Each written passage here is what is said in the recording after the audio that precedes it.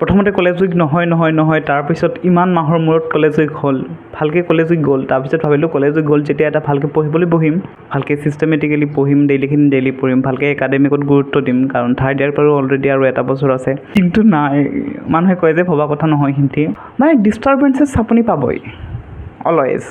ডিষ্টাৰ্বেঞ্চেছ in the form of any challenge হ'ব পাৰে, in the form of any person হ'ব পাৰে, in the form of any health condition, anything.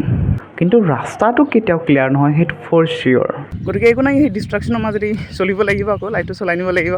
আজি class শেষ হ'ল, গোটেই দিনটো ক্লাছ হ'ল, ক্লিনিক্স আছিলে, এতিয়া আবেলি হস্পিটেলতে ক্লাছ আছিলে পিডিয়াট্ৰিক্সৰ, কৰি কিনে আহিলোঁ। এতিয়া নুশু বুলি ভাবিছোঁ, আহি কিনে ফ্ৰেছ হৈ কিনে পঢ়িবই বহিলোঁ ডাইৰেক্ট, কাৰণ এতিয়া শুই গ'লে আৰু ৰাতি উঠা নহ'ব। যোৱাকালি কলেজৰ পৰা আহি শুইছিলোঁ, ৰাতি 9:15 উঠিছোঁ, তাকো ৰুমমেটে জগাই দিছে, দিমাকৰ ভাত নাখাওঁ নেকি, উঠ বোলে, ইমানকৈ শুইছোঁ।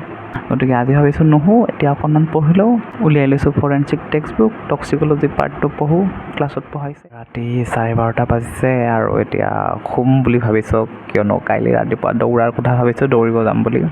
গতিকে অহাকালি ৰাতিপুৱা যদি দৌৰিবলৈ যাব লাগে তেতিয়াহ'লে এতিয়া শুব লাগিব, ইয়াতকৈ বেছি ৰাতিকৈ থাকিব নোৱাৰোঁ। Bye bye, good night, see you টুমৰো।